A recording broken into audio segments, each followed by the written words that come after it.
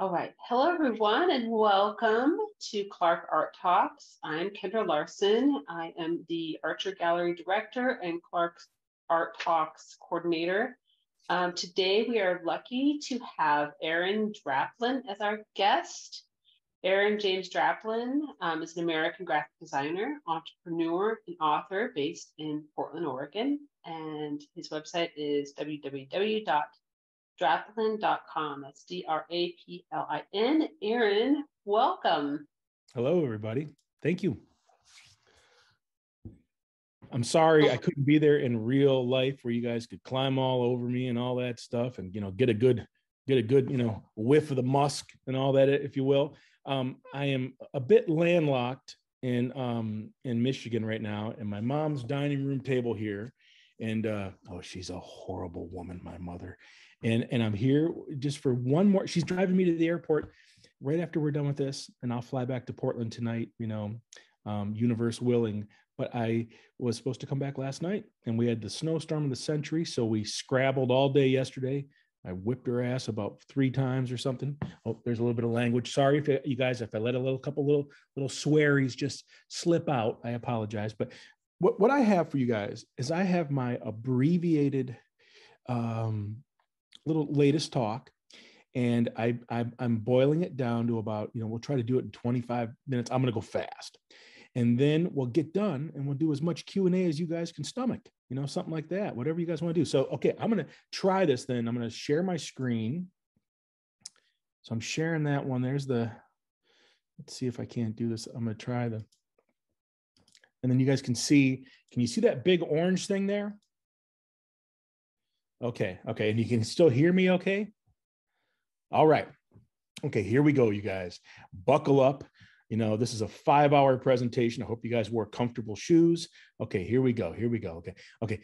This is an update from the front lines of cutthroat contemporary graphic design and other lies, fibs, and perjuries. Okay, just to keep it legal. All right. Hello, everybody. Hello, my name is Aaron James Draplin. I am 49 years old. I will be 50 years old. If I even make it through the night, I'll be 50 in October. I'm a graphic designer. I live in Portland, Oregon, just across the river. You guys come over there to buy your, razor blades and cigarettes and tobacco and all that shit. I know I see you guys over there driving up and down Sandy Boulevard with your Washington plates going 60 miles an hour on Sandy Boulevard. I come from a family, okay, with moms and dads and little sisters. My little sister lives with me in Portland, Oregon with her little kid, Oliver. He is 13, almost 13 now. I have a girlfriend. I've had her for a lot of years. Isn't she my little moonbeam Lee? Isn't she lovely? Whatever you guys know about me, I hope that you know that I love to make logos. Logos. I work for big things. I work for small things. One of the jokes when you look at this poster that I did was one of these I got paid. I don't even know what my record is. It was something insane, like $50,000, big corporation, whatever it was. And then one of these on here, I got paid a burrito. And the deal is you just can't tell anymore. I have tricked graphic design to hire me. So when you see Field Notes, that's a company that I'm involved with. I started those in Portland back, 2004. We have new versions coming out every 3 or 4 months. And this is by us, for us, kept at fair prices. All the merch that I make and stuff over the years, this just came from a spot of like, it was fun to make these things and give them to a client who was trusting me with their project.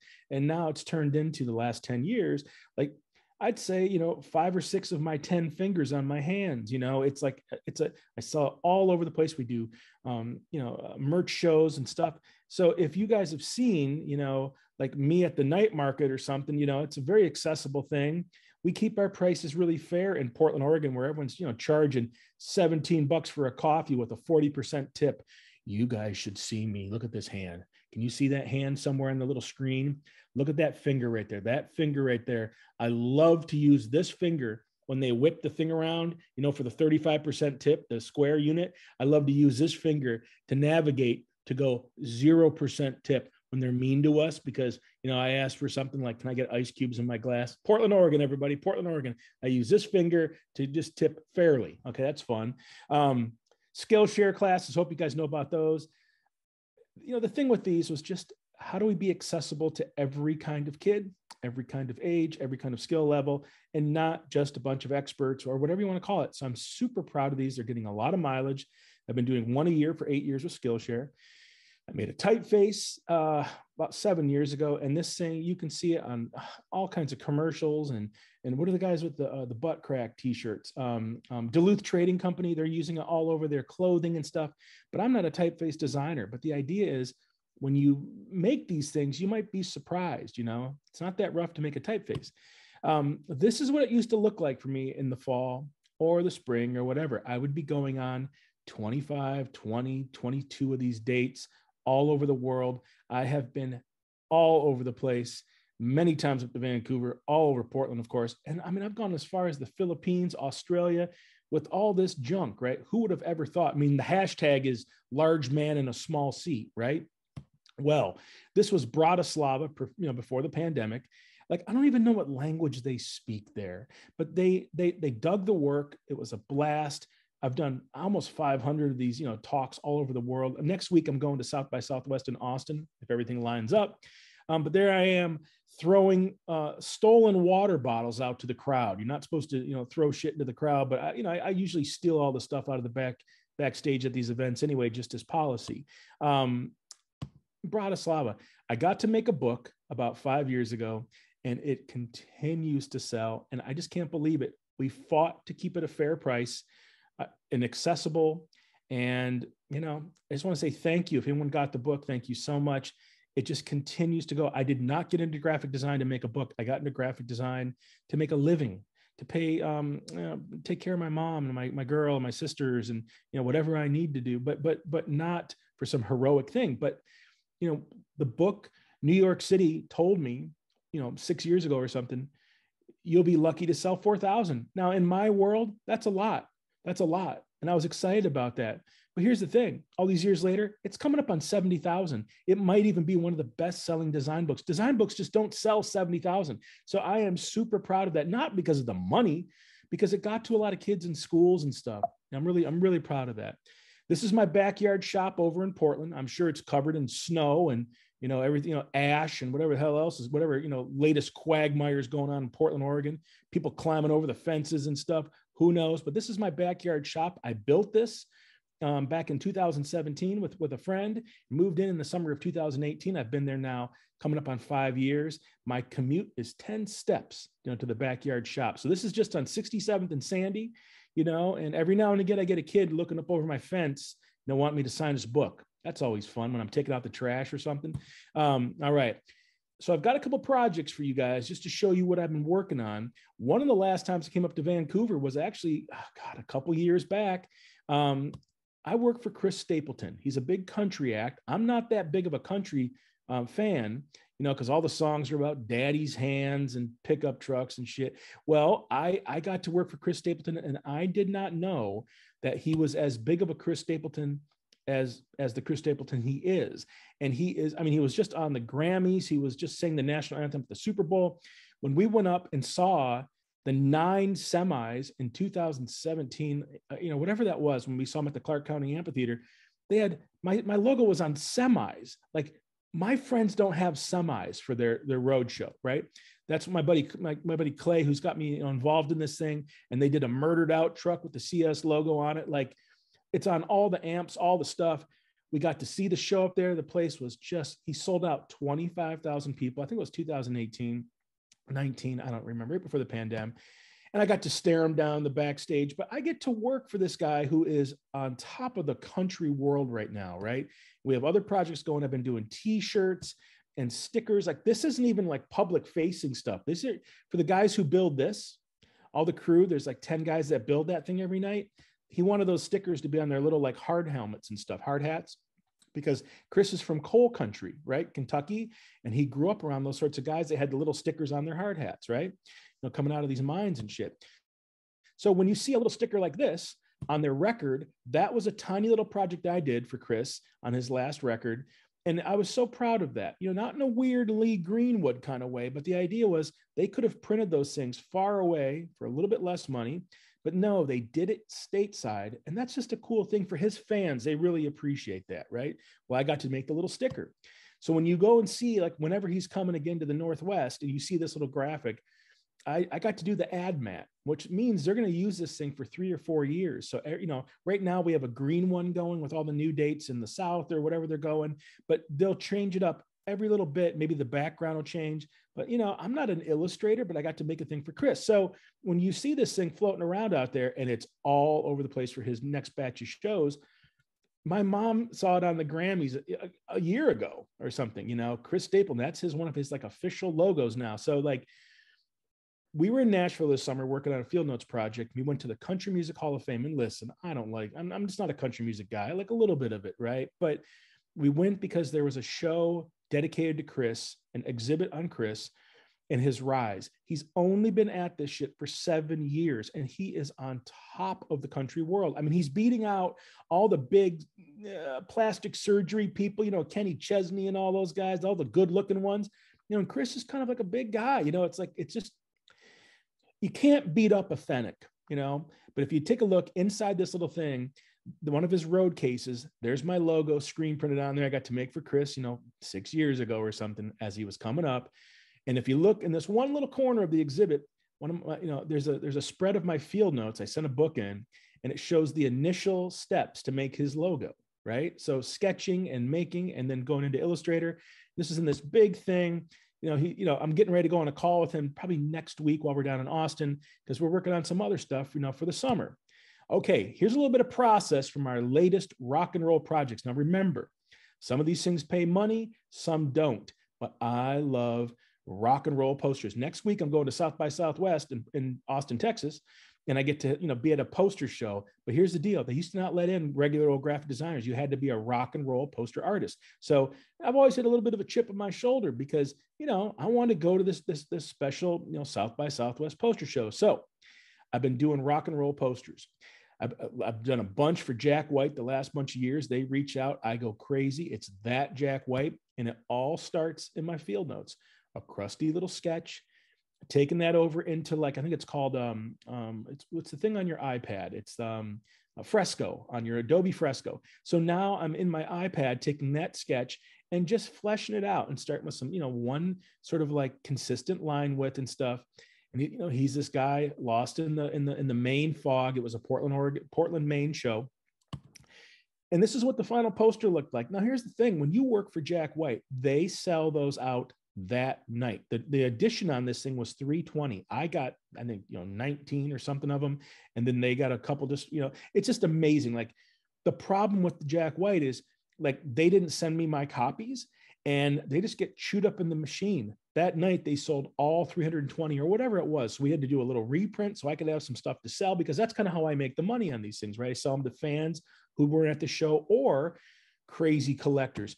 But it all starts there in field notes. Once again, my favorite band from high school, there's no money involved in this for me. I get to work for my favorite band. But if, it was a fall tour and it starts in, remember when you're a little kid and you're raking leaves and you're playing the rakes and stuff? So if you get the band playing rakes and they're out in the leaves, and then I start sketching in, Adobe Fresco on my iPad and fleshing it out. Once you get to this level and you're actually, once the band signs off, you're off and running. I'm drawing these things. I'm putting this stuff together. I'm building out the poster. We're screen printing it. We're doing the whole deal. And look at the guy playing the hedge drip, for the drummer. So I got to work for my favorite band of all time. And, I got an email from Jay Mascis this morning, which is, a new level for me. I mean, I grew up loving it since 1988. Okay. When I was 15. Here's an intellectual band from Los Angeles with, I got to work for Jack White. And last summer, I got to work for Jack Black. This summer, I'm going to work for Jack Neutral Gray. I don't know. But Tenacious D, little band. And these guys call and they say, we're going to Philadelphia. They want to get them straddling the bell, put the type in and around it. And I went crazy, got into my, Adobe iPad or whatever, sent it off to the band, quick little comp. And I went nuts on this thing and built it in Illustrator and, built the whole thing out. But I got to be careful because, there's a couple of little, spicy moments in there. But I got to work for Tenacious D. These are funny guys. They don't take themselves seriously. And who doesn't love Jack Black? He is a national treasure, right? So, all right, anyway. Well, the idea there is when I get to work for these big leagues, what no one understands is it really is word of mouth. They see Jack White and they call me up for Jack Black. Jack Black sees so-and-so. And that's kind of how this stuff continues to go, right? But the idea is I enjoy all those three bands. So that is the greatest privilege. And then, of course, I'm learning to love Chris's work, Chris Stapleton. But, is that what people know of me? Not necessarily, I mean, which is surreal to me. But those are just regular jobs that I work in the backyard there, last summer. Well, here's a weird one called trying to move the needle. Now, listen, of course, I'm a big old stinky liberal from Portland, worrying about things like, what do you worry about? Women's rights and equality and all that other stuff that we're all concerned about. But of course, I was pretty freaked out the last 6 years. I made tons of these graphics and would give them out just for people to use however they wanted. But when I got to, make some graphics from, Joe Biden, I would have voted for these ear pods if it got on the damn thing. But nevertheless, when I got to work for Biden, out of this whole thing, like the campaign is like hitting us up and saying, hey, that's a cool graphic. When they were getting ready to take Pennsylvania, it was like, I was just making that, watching this history unfold, So me making logos and graphics, there's no brief for any of this stuff. I was just going crazy because I was terrified of the last 6 years, making these little illustrations of these guys. And then a kid writes me and he says, hey, what's that typeface on that last post? This was the night before the election. And I said, the typeface? I just made JOE. Anyway, I built that typeface into Biden Bold. We donated a bunch of money from it. And, here's the thing, as you're making things, be open to the weird act of creation, whatever it is, the idea of like, am I a typographer? Not necessarily, but I built this thing out. We sold it for $20.21, the inaugural price, right? But out of this whole crazy thing comes, a typeface even, right? Well, of course, trying to move the needle to, my own political leanings, but trying to avoid the needle. Listen, I get some horrific email and comments and stuff from who knows what, my dumb uncle who thinks, I'll just leave you out of it. But here's the deal. I don't like needles. I've never liked needles. No one likes needles. Some people like needles. I'm terrified. Of course, when those vaxes went down, we're going to go do the right thing as a collective species and try to help each other. But I was terrified. And I had these dipshits sending me horrific things saying, you're putting manure in your arm. Okay, scientist, whatever. But I used illustration because I thought, they're going to throw the dart into my shoulder. I used illustration in a funny, dumb way, drawing these things and kind of coaching myself through it because I was terrified of what this was going to mean for me to go in there. And, here's the deal. I got it. I did it just like so many other Americans, cried a little bit. But I shared that entire experience. And I had a lot of kids writing me and saying, hey, man, I was afraid too for any number of reasons. And I showed the whole thing. So the idea is, am I just using graphic design just to make a buck? Not necessarily. When you make a little patch like this, and I know Portland, Oregon, blah, blah, blah, but we raised $3,000 for some food bank selling a bunch of patches and goodies like this for people just to say, yeah, I did what my country asked of me, whatever you want to call it, right? Okay, here's some recent work. I'm going to blast through this real fast. A guitar pedal for Portland's Red Fang, right? My favorite heavy metal band in Portland. I did a record for my buddy O, who sadly just passed. We're going to miss him. But, when you get to do the third man pressing and a little sticker kit, it turned out so awesome, this little 7-inch record. And we did it on DDC Records. Like, I don't even have a record label. We're just kind of like faking it, right? When you get to work for NASA, it gets real scary. This science stuff, if you look it up, there's this stuff called science. It's kind of irrefutable. But anywho, it's a fun time in America. And I got to make posters for little kids to learn about the stratosphere and all the different layers, right? In a really simple way. You'll notice we always have new stuff coming all the time. And we just did a Great Lakes edition last summer.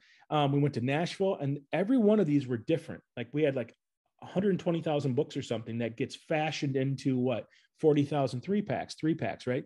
Well, when they would print this stuff at Hatch, they would spin the sheet. So every time it was like hitting on a different place as they went through this sort of like algorithm. And these kids figured out how many different books there are because they just, they went through and did the math, but it was kind of infinite. It was really cool. Got to meet the team and hang out in Nashville. That's when we saw Chris's exhibit. When your friends come to you and they have no money for their CD design, you just kind of do it, because I don't want this stuff to get murdered. These guys have a record, they put it out, they're doing their thing. I love this kind of stuff because I get to go and rescue them from themselves. right?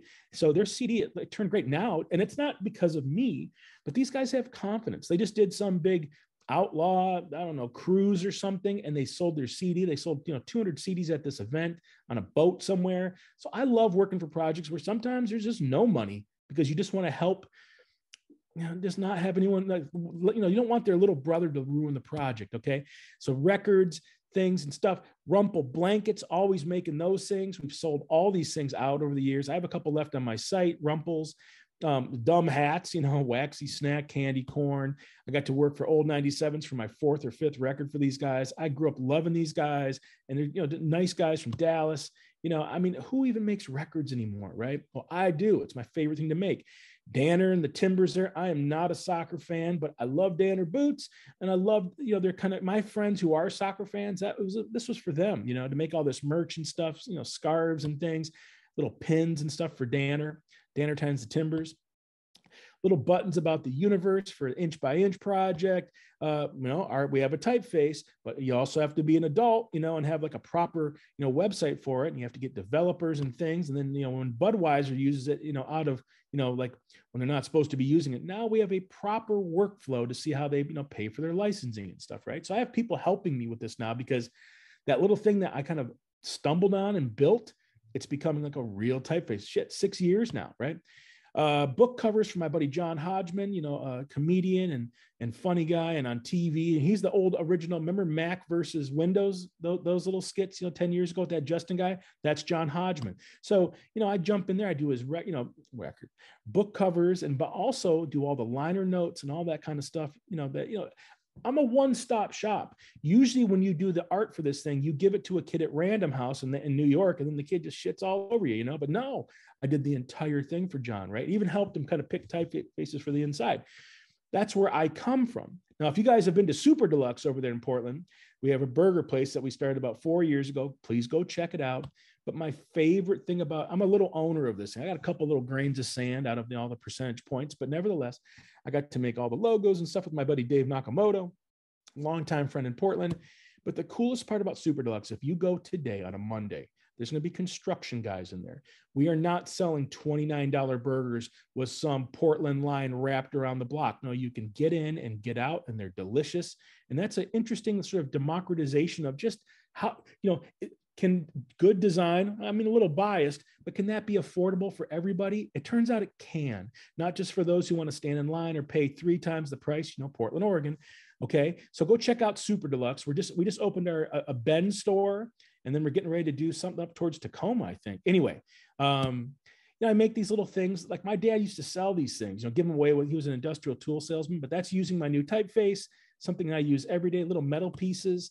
When a kid says to me, how come you don't have any skulls at your merch table? Then I make a patch. All you got to do is ask. Some 7-year-old. Listen, my 47-year-old buddies who say, oh, come on, a skull patch? Who cares about them? They're going to die soon anyway. I want to get to a kid who's 7 years old. That's interesting to me, right? So patches for little rat kids. When we go out to the coast every 2 months and stay at my buddy's place on the worst days of the week, Monday, Tuesday, Wednesday, we go out there. And of course, we go sit by the ocean, and I'm from Michigan, smallmouth bass and shit, right? You go to that ocean, there's shit washing up on the floor. Like that's just amazing. Washing up on the shore. That's just amazing to me. Got to do some gloves. And this kid did like 4 versions of these things. It's just not called POW gloves. It's just not supposed to happen. I didn't even know that designers could sell their own little swatch palettes and stuff. Well, we did. So weird, but I did 49 good color palettes and 1 shitty one. That was kind of fun. I did a shoe a year ago, 3 posters for Jason Isbell. He's coming back around. This is for about a year back, the Bellingham and Portland and Seattle shows. When Topaz Farms out on Savi's Island calls you and says, hey, do our, graphic for our corn maze, you do the graphic. They were going to pay me and stuff. We donated all the money to a little program that they have. They can bring kids out from the city who have never been out in the grass and shit like this, never been out to a thing. So, it's not about money for me. We got to go there. We got lost. Lee sat in the big chair. My little rat nephew, Oliver, who's probably 11 at this time, he whipped a gourd at me, good, clean fun, family fun. Here's my very favorite project in the last 5 years. I got to make a stamp for America. Now, remember that uncle I was telling you about who leaves horrific comments on my stuff? Listen, I don't agree with him about nothing, whatever. But you know what? He uses a stamp just like I do. And there's something very interesting about that. Everyone uses a stamp. And so many times in graphic design, it's only for those who can afford it. Like, I'm really interested in this idea of making design that everyone can enjoy or pay a bill with, whatever you want to call. Now, when I went and got this thing, I think this was 2019, just before the pandemic, we were in Breckenridge, the stamp came out and I went to go get my stamp and I'm on the edge of tears. This was a graphic design dream for me. And here's the woman, Eileen, she's going to hand this thing. Now look down here. If you can see down here, if you look down at the left, just a little, I can't use my arrow while I'm sharing, but there's a little bit of flesh down behind the counter there. Her other hand's out in front. We speculate that hand was on some sort of a security buzzer because, I'm standing there tearing up saying, I got to make the new Star Ribbon stamp. The guy told me they're going to make 400 million, whatever. And I got to say, thank you. And she's like, I've never met a stamp designer. Wow. I got to make a stamp for America. So incredible. They did a patch with it. They're all sold out. Now you buy these things. It's like junk mail, when you get like stuff for like window deals and shit. That's where they use this thing. Like, this isn't the cool one, like the love stamps or the Black History Month. That's the cool shit. This was like, I dedicated this workhorse stamp to my guy Fong. He's been coming in the backyard for 5 years. Like, we get him shit for Christmas and his family and stuff. And he was just shaking his head like, you got to make a stamp? And we just laughed about it. In my neighborhood branch down on 50th and Sandy, I went down there and I just walked in and went, I told you. And we just laughed and shit. And there it was. I got to make a stamp for America. It's my favorite project. Okay. Cautious steps back into normalcy. We're still getting back to it. It's still weird. But we went down to that Grand Canyon right after the pandemic, took a deep breath, spent the day there, and just nerded out on time and space and nature and what it means and getting out in the middle of nowhere and just, how small we are in the grand scheme of things. Very humbling for me. There's my girl, Lee. Okay. Now that was about 1.5 years ago, but about 1 year ago, I did a road trip with my buddy, James. Now listen, my buddy, James, he has never been past the Mississippi. He's a big family man. He's got 6 kids. He lives in Knoxville, Tennessee. We've become buddies through the design circuit and field notes and all this stuff. And I was driving back from my mom's place in Michigan all the way to Oregon. And I said, why don't you come with me? We'll go to Dallas at least. 2 large men in this van going across America. He had never been past the Mississippi. So once we get to Dallas, it's like, let's just keep going. And we go all the way across the West together. I get to show him all these incredible things in Arizona and Utah and the Grand Canyon. Anyway, we get, we saw a bunch of friends in Dallas. This is called the Summit of the Ugly. My God, look at these 4 guys. Anyway, I got to see a bunch of friends on the road. I took my friend all the way out West and showed him the treasures of the West. It was just an incredible, week on the road together. But when we get to the Grand Canyon, we notice, this photographer, and he's like trying to get this angle right, and he's clearing people out of the way. And there's a little bit of like, this kid's like getting the signals. And then we see what's going to happen. This kid's going to ask this lady to marry him. Right. So we're all excited. Holy shit, it's going to happen. And he goes down on one knee, and we're only about 20 feet away, and we can hear, it's all perfectly silent. And we can hear him say, we should take our relationship to the next level, like some canned bullshit. And I just, tell her you'll jump off the Grand Canyon for her, spit in your mouth. I mean, just tell her you'll do anything. You'll give her your firstborn, all this. Come on, man, seal the deal. You get one shot for this shit. What are you doing reading it from the back of some TikTok or whatever the hell? So that got me inspired. And we talked to the photographer, and I go, really? That's what he did? You've been following him around? He goes, oh man, I'm so sick of this family. They've been following him around all day. I go, okay, you got room for one more shot? So I asked my buddy James to marry me on the edge of the Grand Canyon. And I'm proud to tell you, he said yes. Anyway, it kind of pissed off his wife, but still, I know, pretty dumb. But I took my buddy James all the way out to the Oregon coast, and we left him there. He's still out there, possibly in, a story or something.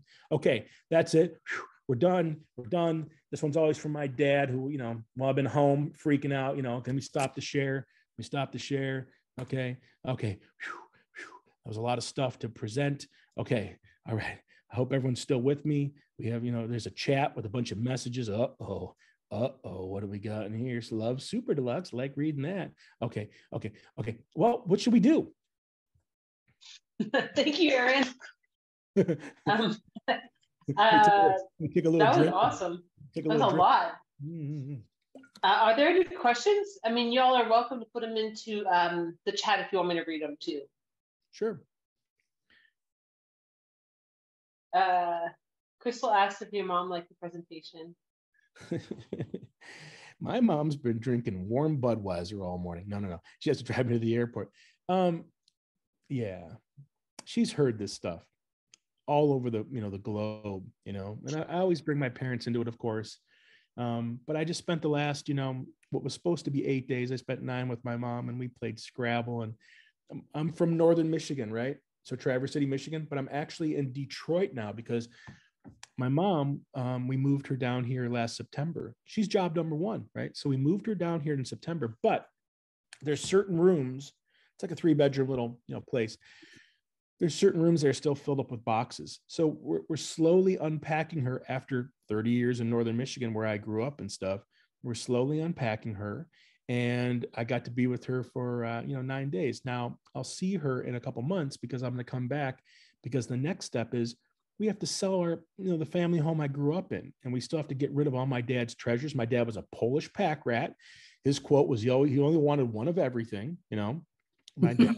So, we're cleaning all this shit out. And, what no one ever talks about is like, when you lose someone, all the stuff that goes with it, and I mean, and we're still, it's been 9 years, but, my life just isn't graphic design. My life is making sure my mom is okay, and I've been back here just to check in and just see her. And, I'm always jet lagged. The idea is when I come back from Portland here, if it's midnight Michigan time, that's only 9 o'clock for me. I work until 1 every night. So by the time I'm getting tired, it's 7:30 in the morning, stupid things like this. So I'll sleep until 1, like some just beast. And then my mom will come give me a good kick. And then we'll have, we'll hang out and have little meals and stuff. But when I get back to Portland tonight, party is over. You guys see those movies where they were walking in the woods in some apocalyptic expanse, warheads fell 5 years before, the nature's growing over, and then they get to a cabin and they open up the cabin and there's like one little kidney bean in the corner. That's what it's like at my house. Okay. That's what it's like. We have no fun in that house. My girlfriend, you should see Lee's face when she says to me, have a rice cake. Have a rice cake. I cry on the rice cake to get extra salt on it, So when I get back to Portland tonight, party is over. And then it's basically detox, because we were going out to eat. What happens on the road stays on the road. Anyway, what the hell was the question? Something. I don't even remember. What's the next question here? We have 2 kind of similar questions, actually. Is it hard for you to stay inspired? And what do you do if you get a creative block? Oh, well, number 1, there's no belly aching about creative block when you are on the job for one of these rock and rollers or something, right? So I'm pretty careful with that stuff. If I'm going to go, get a little poopy and start crying about, being, bunched up or, frazzled or something, I will do that on my own time, right? I would rather do that making, a poster for a crappy little band than doing something where you're going to embarrass yourself. So I kind of understand that. By the way, I mean, the idea is I have no shortage of inspiration, but I've trained myself to do it. It's like a muscle. You have to really kind of push that stuff, because if you don't, well, it'll atrophy, And how I do that is I just really try to stay curious. We are so lucky to be designers. You guys are lucky to be in school at whatever age, whatever level, to be a creative. I'm coming up on 50 years old. I'm just starting. That's kind of the idea here, right? Do I have as much relevance as some 22-year-old rat kid? No, but what I do have is I use the word literally the right way. Anyway, that's a little bit of a political comment. You know what I'm talking about out there, these kids using the words. My nephew, every other word is literally, it should be actually. Anyway, when I feel a little rough, here's how I handle it. I don't ever let that show to the client. Ever. But, a good walk, doing the recycling, cleaning up my shop, they're fun deflection tactics to get me away from worrying about whether or not I'm the right guy or doing the right job or some imposing deadline, coming up on me, some big deadline. But I come back an hour later and I stay productive and I jump back in and I'll feel a little better. there are ways to do it. And then sometimes it's due Monday morning and it's Sunday night and Lee's all bent out of shape because I waited too long. And I just have to get some podcasts going and some records going, and I will hammer through until 3, 4 in the morning, because sometimes that's just what it takes. But the idea is, I understand clearly that it's a privilege to be able to make our own way, and to, kind of guide ourselves. Here's the deal. When I worked at an office, there wasn't any of this creative block. You had to get your job done. So I do liken it to, like, when you're going across the 205 and there's like construction and there's some guy smoking a cig for $40 an hour. I always love that stuff. Standing there, leaning up against some pylon. Well, here's the deal. When those guys put the pylons out on 205 to screw up the bridge, it's like, there's no such thing as pylon block. You know what I mean? It's like, when you boil it down, you just have to do your job. And sometimes if you can step back and say, what are just the basics of my job? Well, how about this? If you're having a hard time creatively, get everything tight, like the document. Get your notes tight. Get your folder structure tight, because I do believe that there is an elegance to how you design as much as what you design. Like just what your environment looks like, right? So, if I have a dirty desk, I can't get anything done. It's the same way with my laptop or whatever you want to call it. I really take that, very seriously, to make sure that things are really efficient, lined up, nice file structures. And then when I come back, I'm not worried about that stuff. I can just attack it, or just take a break. So I hope that helps. But learn how to learn how to remind yourself to be curious. There's ways to do it. The way I do, like, my new software for Adobe is once a week for the next 20 weeks, I'm going to go try. There's these links you can click on, because how they force you to get the new software. Well, once a week, I go try one new little element. If it works for me, it works for me. If it doesn't, I keep moving. But I remind myself how to learn, because otherwise I'll just get in my mode and only do what I know how to do.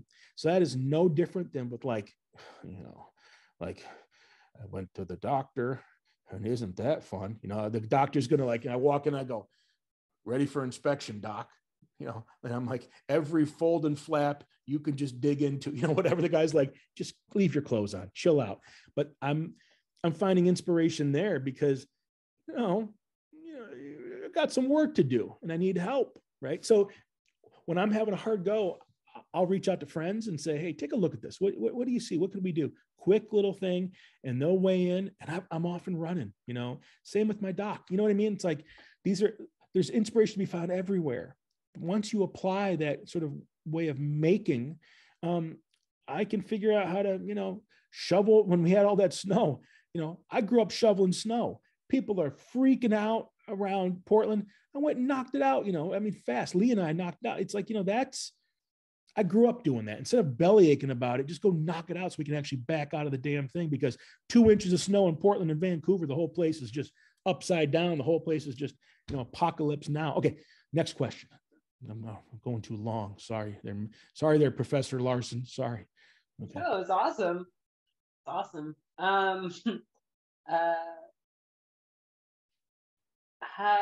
I went to grad school in Madison, so I love the snow too. There's a few questions here from Jessica.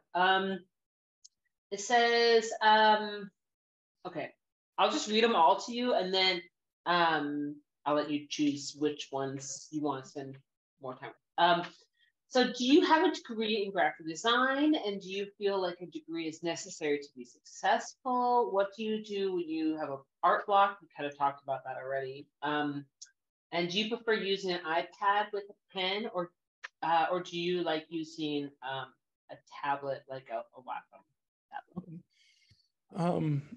I'm a kid of the Midwest, and I moved west at 19 years old with an associate's degree. And there was a hole in me, like, it's like a measuring thing, well, where did you go to school? And I went out west to be young and be wild. I went up to Alaska in the summers. That's how I bought my first computer, washing dishes, cry for me, Clark College. That's why, I washed dishes for 5 months in Alaska to buy my parents couldn't buy me a computer, right? instead they had like, I don't know, they were there and they were good people, and cool. So I bought my first computer. But what I'm getting at is I went back to school in 1998 because I thought I had to. And I got into a school in Minneapolis, a big, expensive art school. So I do have a degree, but in all honesty, I don't even know where my diploma is. It's buried somewhere. But I don't use that like a knife to ask, do you even need a degree? You guys, I know I'm in a privileged position because I got a little bit of name in graphic design, and I got Jack Whites and Jack Blacks. There are people asking me to work for these guys. It's not like Jack White calls you, right? It's not like Joe Biden calls me. It's like a team of 1 million people. Did you ever get to meet Charles S. Anderson? I interned for him in Minneapolis. That's one of my mentors and friends. Of course, there's Stephanie. Yeah, that's a friend of mine. Anyway, I went to school in Minneapolis. It was incredible. But here's what I would tell you. Did I use that degree? Probably every day. What's more important, it was the confidence that I could complete something. It was the confidence that I learned, and I was armed with something that not even my friends had. Do you need it to be successful? Hell no. There are a scrillion examples out there where people have just built their own portfolios and got a job, and they're not going to come after you and ask you your grade point average from Clark College. They're going to ask you, do you love graphic design? No one has ever, Bruce, no one's ever asked me about my grade point. I had a 4 point, it doesn't even matter. I had a 4 point on a scale of 1 to 41. Just kidding. It's like this, the paycheck that you're getting from Professor Larson, it is not, well, let me see here. Stephanie got a 3.89 and, Bruce got a 2.1. No. What did you learn? And what can you go apply to what you do for fun? 2.5, Bruce. Come on, Bruce. Like it doesn't matter. Those numbers, I get it. The paycheck that you're getting is what you take it home to your parents, Bruce, and say, I got a 2.5. No. What do you do for fun with graphic design? That's where you go utilize what they learn. You're not just going to use this shit for a job. If it is just for a job, there's nothing wrong with that. Just go do your deal. When kids say to me, I got the worst job at this design firm, I always say, but you're in. What job did you have before? I worked at, I don't know, Jimmy John's. Well, there's nothing wrong with that, but the worst day in graphic design is probably better than the best day at, working at Super Deluxe or something, right? And that's where my mind continues to go for. I know what it's like to be broke, and I'll never forget that. It's a long time ago now, but that comes from my Midwestern upbringing, bringing that out to the Northwest where I thought people would judge me for not having some big degree. Well, then I got one. It doesn't even matter. What's more important is what I learned, how to arm myself, confidence, and understanding that I had what it took to go do this stuff confidently. Now, has anyone ever asked? There's been a couple things. There's been a couple times.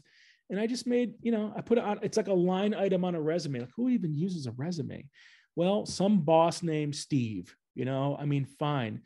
But you're not going to find that as much in design. What does your ability to answer an email look like, right? Do you say thank you? Do you use nice links?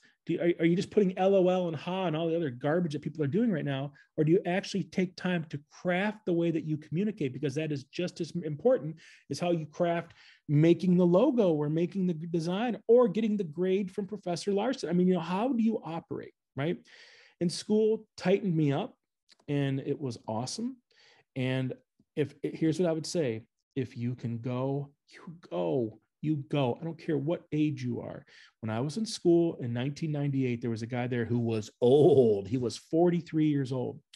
He'd be 65 years old now. He's still working. Was he some big honking name with, whatever? No, that's not. His goal was to take care of his family, and he did it. And I loved seeing that as a kid because I was told, number one, we were told that it was hard to get a job, as a female. We'd see this. That shit's all changed. That's all changed. If you put the time in and you show and share that work, you will get these jobs. But you have to show it. You have to share it. You have to get out there and go to the events and go to the stuff and, network and just, have a certain confidence to how you operate, right? So I know this is a long answer, but, after that pandemic, it was scary. And I would talk like this to kids who weren't even allowed to graduate. And I know it was weird. In some respects, I was one of those guys because I was never enough. It was, and then you get out of school and you had this mountain of loans. Well, my first order of business was to pay that shit off. I did it in 7 years, right? And got free. A couple of years later, I paid off my house because I was saving everything. I know what it's like to have nothing. When you start to make something, you don't piss it away on a bunch of, some cabin out on the coast. I let my buddy do that, and we go out and stay there the worst days of the week. Anyway, okay, what other questions might we have here? Let's see here. I hope I answered all those for, wait, do I prefer using an iPad and pen to draw? The answer is whatever it takes there, Jessica, whatever it takes. You can take your finger and put it in the dirt. If you come up with a good form, take a picture with your iPhone and then go build it in Illustrator. All that stuff that's behind Professor Larson there, who knows how I made that? There's been times, without getting into too many details, I'm in the shower at some overpriced, Lee and I are on the road. I'm in the shower and it's all the steamy modern glass. And I'll be like, Lee, and she's like, what? Did you fall? And I say, no, come in here. And on the glass, I use this big bratwurst finger to draw a logo on the steam of the glass. And she'll take a photo. And an hour later, I'm like building that thing while I'm waiting for her to put her little eyelashes on, whatever she's on, like that's real. So the answer is you make however you're comfortable making. iPad, sketching, drawing. What else did you say? Like whack them, use all that stuff, What I'm more interested in is how are you efficient and safe? Don't draw or text while you're driving. But if you have an idea, pull your ass over and use that little finger just in your notes app. And then because listen, when Lee is sleeping there, and she's not here to defend herself, but just so you know, this woman can saw a log. Sounds like a Husqvarna on a chainsaw snoring next to me. Anyway, I do a little bit of snoring myself, and I will open my eye and she'll wait. What are you doing? What are you doing? And then she's sawing logs, and I will take my notes app out of my phone and I will sit and draw in the silence of the night, just in here. And I will grab that little thing, and she can't hear me because she's sleeping, sawing logs like a Learjet or something. And I'm sitting there, drawing these little things like this just on my phone. And then I will silently, using my finger, silently send that to my email. And then in the morning, it's all synced up and ready to go. And I will see that thing reminding me to go and like act on it. So, in the silence of the night, I don't wake her up anymore. Because I used to turn the light on, put my field notes or whatever. However you can do it, I just would challenge you, understand all of them. Because it's, like on the plane today, I'm not paying for the Wi-Fi. So I'll just be using my field notes and a pencil, and then my laptop on my lap, hammering on projects. Yeah. Let's keep going here. I'm getting warmed up there, Cyrus. Getting warmed up. Are there any? Oh yeah, here's one.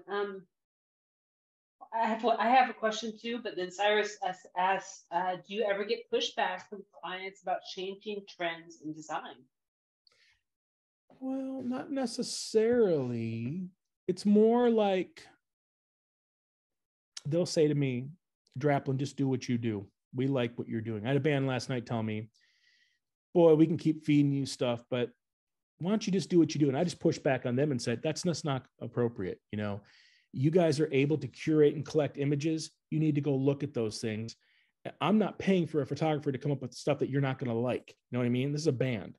You guys are photographers. Go shoot stuff that might be good for your album cover and send it to me. So the idea there is the pushback kind of comes from me in a very general professional way to say, you guys, very rarely are they saying, hey, these are the trends right now.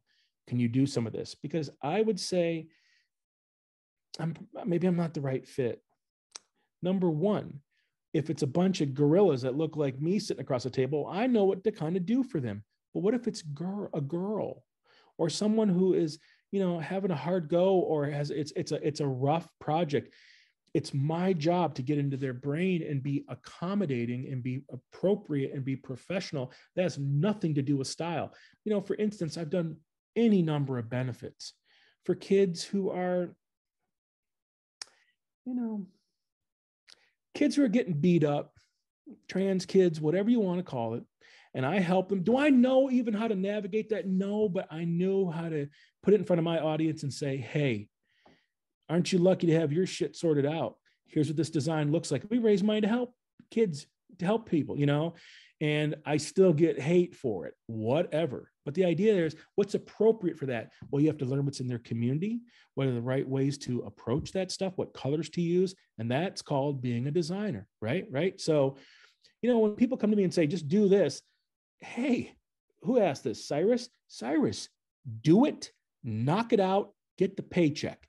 They're going to be calling you in 6 months going, yeah, that shit came and went, you know, so what? You know, there's just remember, whoever's going to ask me, you know, what happens when a client ruins your logo? I would just ask you, did you get a paycheck? And you go, well, yeah. And I go, well, then just go cash the paycheck and go make something for yourself to get that buzz. They're going to ruin your logos. That just, by the way, that happens when you're making a pizza too. You know, it's the same shit. So understanding that if you don't want your ego beat up because some client pushed you around, get a paycheck, remove them from the process. The stuff that's behind Miss Larson there on the book cover, you don't even know what I did for money or didn't do for money. You know, did I get any money for making a picture of my dad? Hell no. But see, someone sees that and goes, hey, would you do an illustration of something? So, you know, it's a weird thing because I have a name. I know that's a privileged position. I use it in the most creative way I can. Today at the airport, it's a bit of a coin flip. I wish Lee was there with me because I love when a kid comes up to me and says, oh my God. I mean, I command, I can walk into a place and there's, dogs barking and shit. I don't know what's going on. People throwing things, babies being born, all kinds of stuff. You ought to see me walk into that first class ticket. I got the upgrade. I walked into that first class and I just go, well. Who left the gates open and look who's up in first class? People are looking at me and shit, whatever, because that's just not supposed to happen. Well, when a kid comes up to you in an airport, you don't big league them. I'm too busy. I make sure, number one, I make sure Lee can hear it because you can hear her eyes rolling, from 2 feet away. Oh my God, here we go. Oh, look at this. Well, I keep stickers and field notes and shit in my little man purse because it's like, it's a privilege, So I understand that when people come to me and say, do whatever you want, but I'm pretty good at kind of backing them off and saying, how about instead of doing whatever I want, let's figure out what's appropriate for your project. Because that really is, the way forward. And then I can get and by the way, if I show something that I like to do, because that's what I'm doing, if I show something that Bruce is doing, because he's into that, if you do something that Feline, Feline is how you say, whatever our styles are, sometimes I have to mimic those things because that's just what the project calls for. Or I call Bruce and say, hey, do the illustration for the cover for this rock and roll cover. That's what you do well. I can't do it. Do it. That's the idea. Now the scary part is those guys with the rock and roll cover with the big truck, there was no money involved. I mean, we're talking none. So it's like, hey, I'll promote it on my stuff. You'll get some credits. You'll get some things. You can't take a bag of that exposure and shit to Wells Fargo. You got to take like paychecks, but it does add up. It does add up. So anyway, to answer that question, it's just understand that we are tools to get to A to Z as fast as possible, efficient as possible, and then do the right thing along the way. That's our job.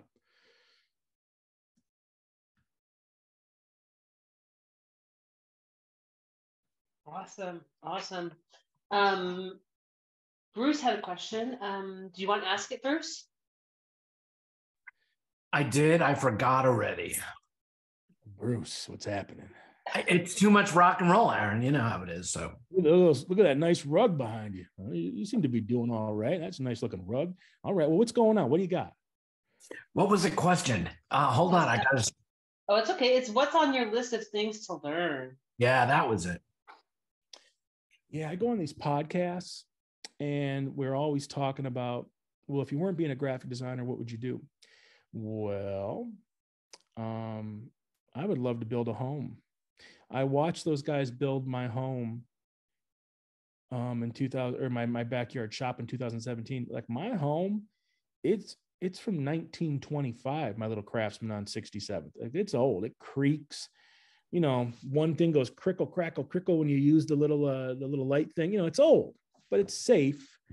But I'm just sick of it. And what was fun with the backyard shop was there were things that were steered by code. So, you know, when you go up these little stairs to the upstairs part, I have a widow's nest for my mom up there with a, you know, shower and a shitter in her little room, and then everything else is storage.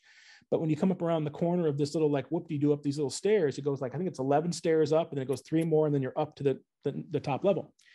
Well, that was a space saver thing, but you have to have a certain kind of railing. But what was interesting was when the guys showed me the options, you can put a little wall and that you don't have to do the railing, or you could put a bookcase up there up against that edge. The idea is you can't leave it naked where someone would fall off.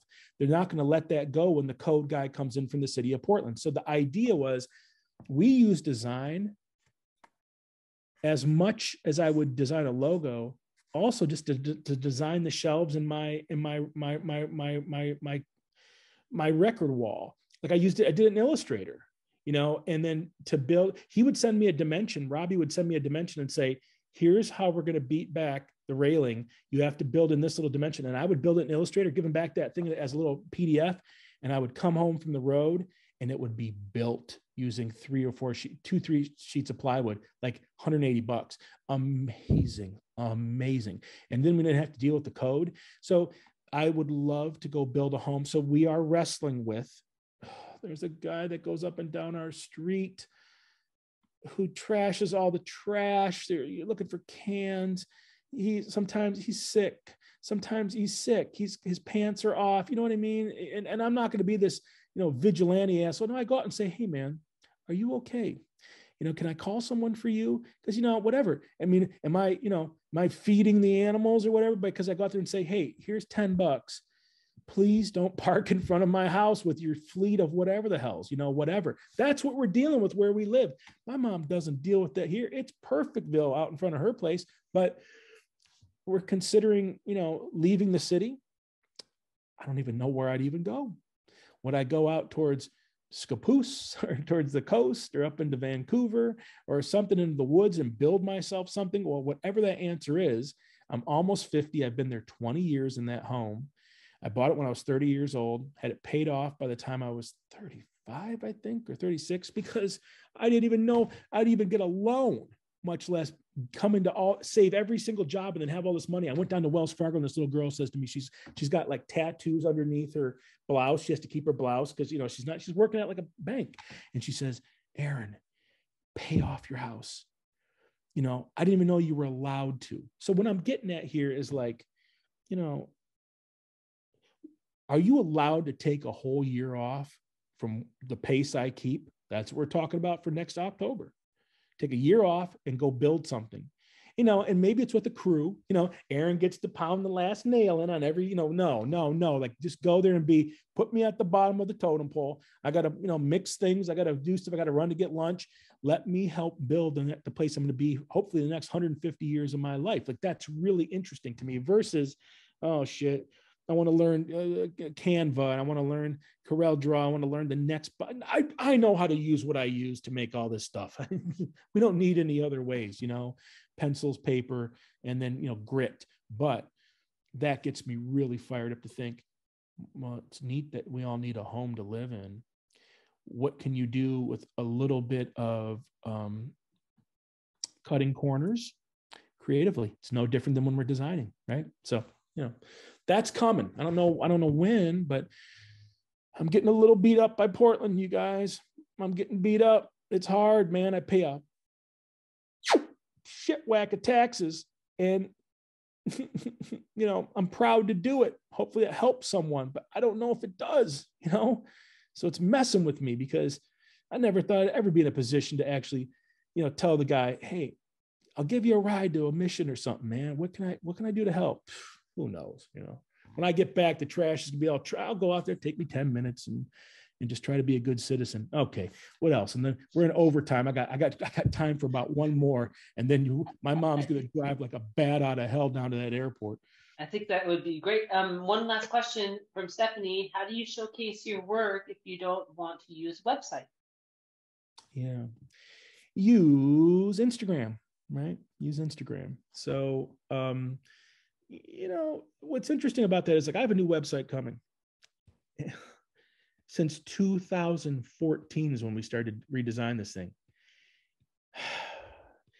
We're supposed to launch it in the next couple months. It's going to work on things called phones. It's really neat. It's just embarrassing. My garbage website that you'll see today, that is from 1999 or 2000, but it still works. It's still stable. Does it work on a phone? No, it doesn't. This is before phones, but it still works. So what I would say is there's blogging software. You can go really simple stuff.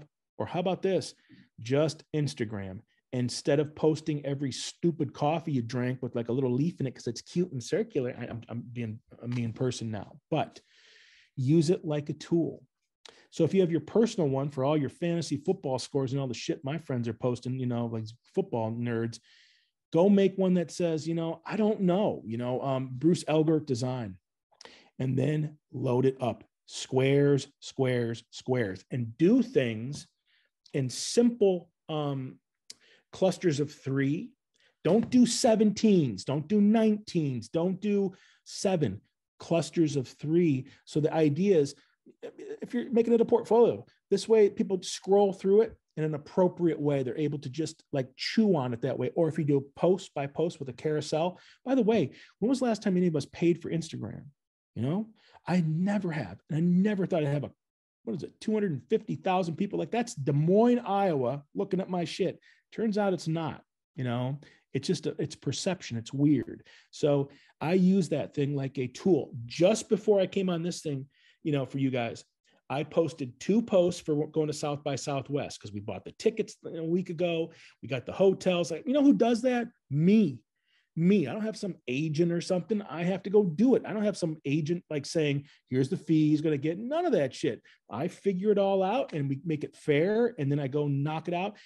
But I also have to do all the posts. So last night I was working, I wrote, as far as late last night and said, hey, I can't get home, but I had all my stuff ready to go.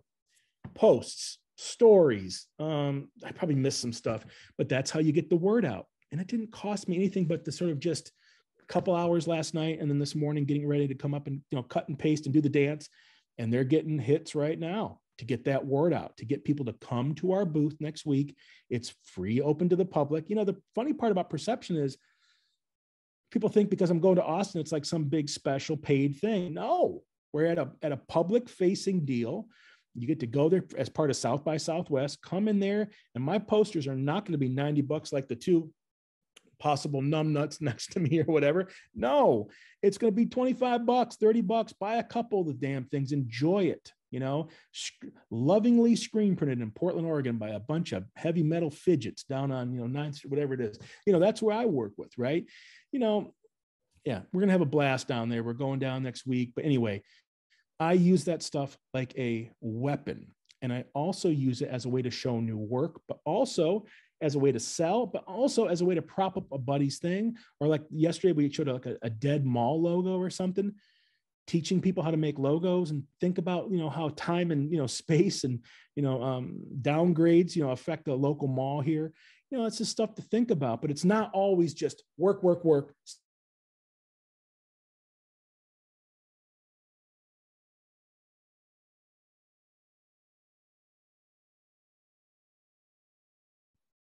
Naked or Facebook, he's turning 1 million people away, 1 million people away. So use that stuff effectively.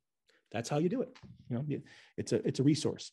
Anyway, I got to go, you guys, because I got to pack all the last stuff. And my mom, I'm going to be driving all the way through these just, anyone ever been to Detroit? These people drive like beasts. Look, I'm doing a little bit of crowd work. Hello, Miss Gaylord. Hello, one of my favorites. Thank you for listening, Miss Gaylord. Let me go do a little more crowd work here. Thank you. Let me see here. Let's see. Crystal Blins, what's happening? David Sims, hello, sir. Hello. Okay, everybody. Thanks for listening to this stuff. Kevin, thank you. Emily, Danara, I think you say it maybe. All right, I got to go because I got to get to the airport. And thank you so much, Aaron. Now, what I'll say is, you guys go and live your lives. But when I get my ass back to Portland and the dust settles, I will come up there to Clark College and we can get weird. Okay. And I'll come into the thing. I'll bring you guys some merch and some goodies, and we'll just sit and bullshit. And I'll come up there like a human being when it's not 7 feet of snow. And my mom, 77 years old, all the sevens lining up. Anyway, all right, I got to go because I have to be on the phone by 7:45. All right. Thanks, you guys. Take care. Thank you. Thank you. Safe travels. Thank you, Colleen. Thank you. Take care.